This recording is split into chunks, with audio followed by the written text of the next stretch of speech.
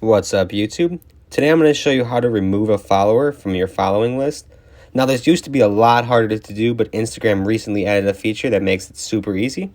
So you're just going to launch your Instagram app, and then you're going to head over to your profile and get to your following list and find the follower that you want to remove.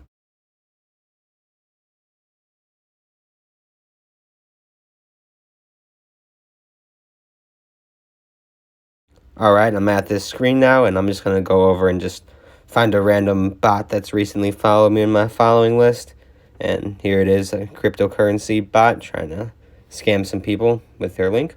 But you just go onto her profile and then tap the three dots in the upper right hand corner, and then you should see an option to remove the follower there near the bottom. And there we go, we could see my updated follower count now. I was at 2,094 and now I'm at 2,093. If you have any questions or were confused by this tutorial, be sure to comment them down below and I will get back to you as soon as possible.